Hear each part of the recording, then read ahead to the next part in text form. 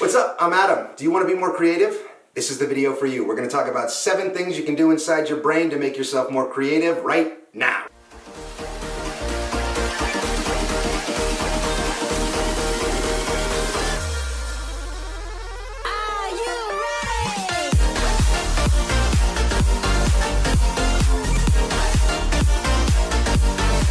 First one is simple. Simply begin. When you're trying to be creative, but all you can think about is how pissed you are at that ear-gauge, tattoo-littered millennial barista from Starbucks that messed up your mocha frappa, whatever the hell, or when your mind is only focusing on that one list, that to-do list that never seems to get smaller, it's easy to say to yourself, I'm just not in the mood to be creative. But to that, I say hogwash. Yeah, hogwash, I said it. For example, when authors hit writer's block, one of the most effective ways to get out of it for them is to just keep writing. It can be nonsense, gibberish, doesn't even matter if it's in line with the story they're trying to tell. See, the act of just doing gets the creative blood flowing, and they soon find themselves inspired and in that flow state. When you don't feel creative, simply force yourself to start doing something. It's really that simple. Just do. Number 2, calm the hell down. Some people think by consistently staying busy, they'll force ideas to sprout in their minds. But in fact, the contrary is true. Author Bridget Schultz says in her book, Overwhelmed, quote, "When we are idle in leisure, our brains are more active." See, our brains must be relaxed enough so we can create neural pathways, which happens thanks to neuroplasticity. I'm not gonna lie, I have no idea what neuroplasticity is, but it sounds scientific enough, so I'm gonna go with it. So here are a few ways that you can help yourself to just calm down. Take a hot shower. There's something magical about sitting in the shower by yourself in that secluded environment. In my shower, I've got this little waterproof notepad so I can jot down any idea that I get while I'm in there. This thing has proved a gold mine for me.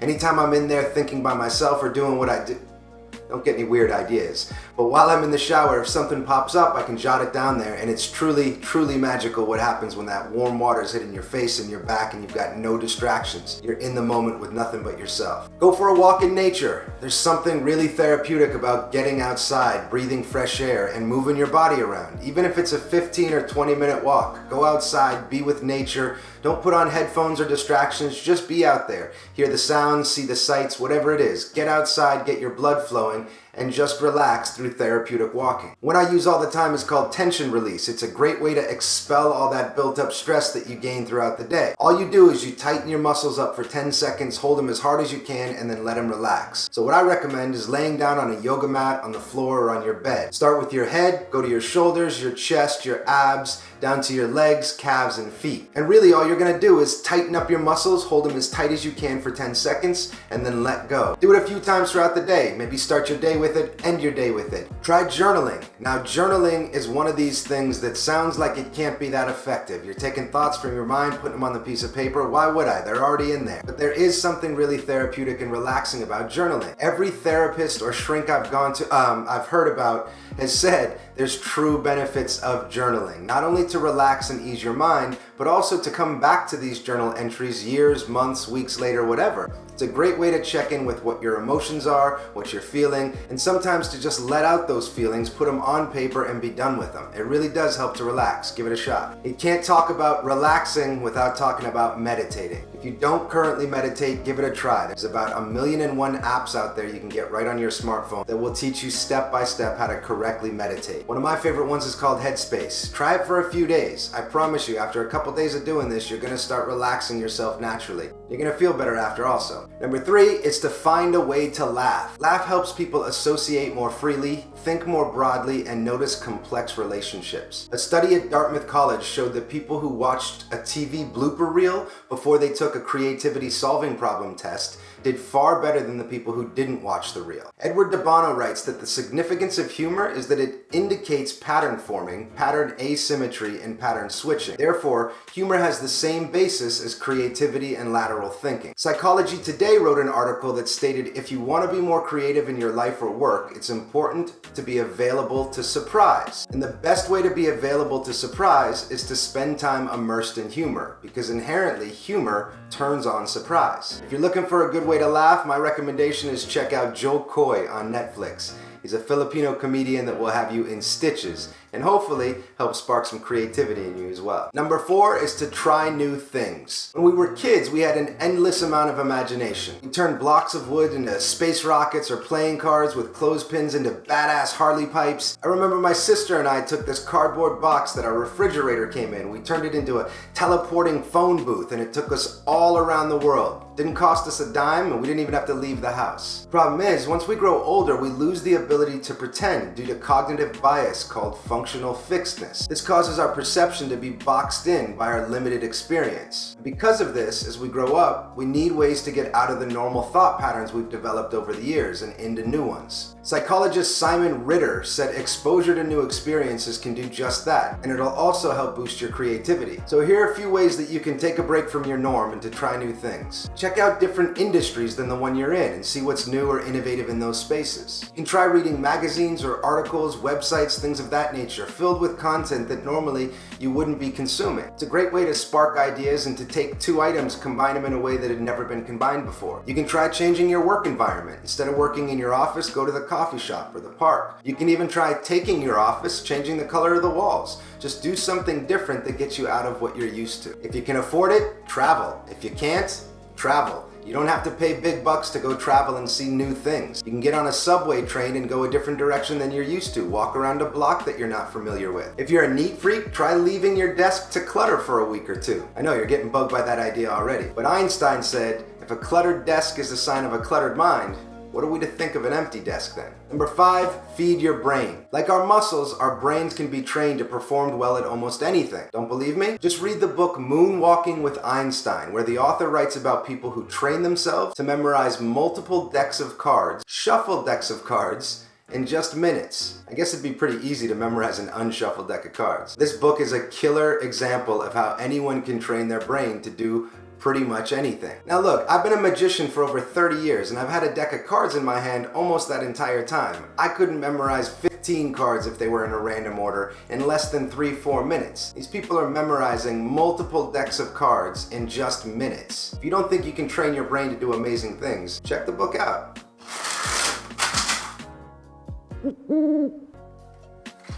The bottom line is, everyone has creative blocks, but the ones who train their brains have the upper hand in tearing that block down and coming out the other side faster and wiser.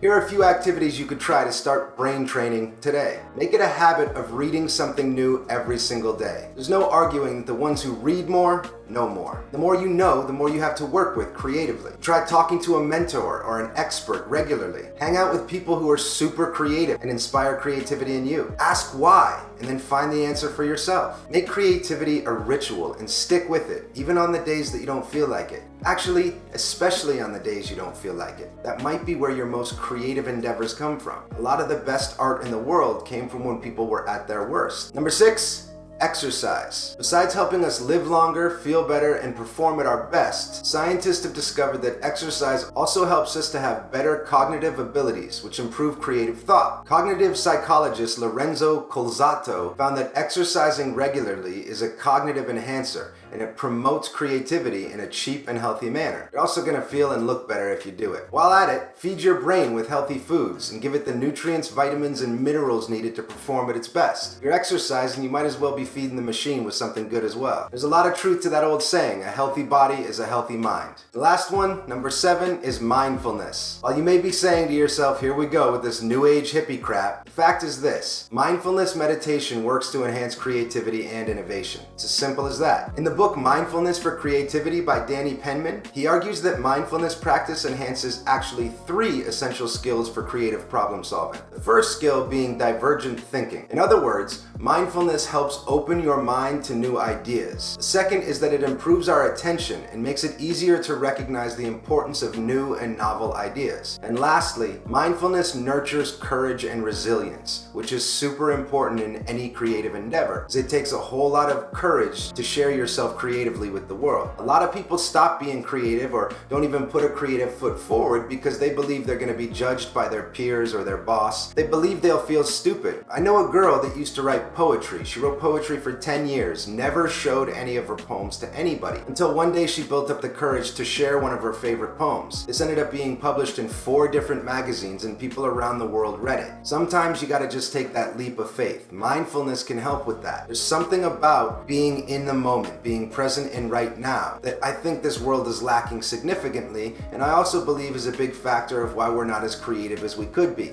I think most people spend their lives either worrying about what might happen or what they've done in the past. Those are the only 2 things that we can't control. The only thing we truly have control over is right now, the moment that's happening right now. If we can learn to be in that moment more often, you can learn to be more creative and open-minded to things that come and go. You don't have to consume your brain power and brain energy with what could happen or, oh my God, I can't believe they did that. Being mindful is just a simple way of being present and being grateful for the moment we have. When you learn to be practicing mindfulness on a regular basis, your creativity will go through the roof. So that's it, 7 ways that you can start being more creative today. I hope you took something away from that video and I hope it helps you in your creative pursuits. If you did enjoy the content, do me a solid. Hit the subscribe button, the notification bell. I'm going to be posting a lot of videos that are all geared towards inspiring you to be more creative. I have one question for you before I leave. Do you personally practice mindfulness and do you think it's necessary for creativity? You got 3 multiple choice answers. A, hell no, it's hippied out and I don't care to. B, I've tried it and I hate it. Or C, I don't think it's going to have anything to do with creativity. Let me know in the comments below. I'd love to hear your feedback. Thanks so much for trusting me with some of your time. Until next time, friends, onward.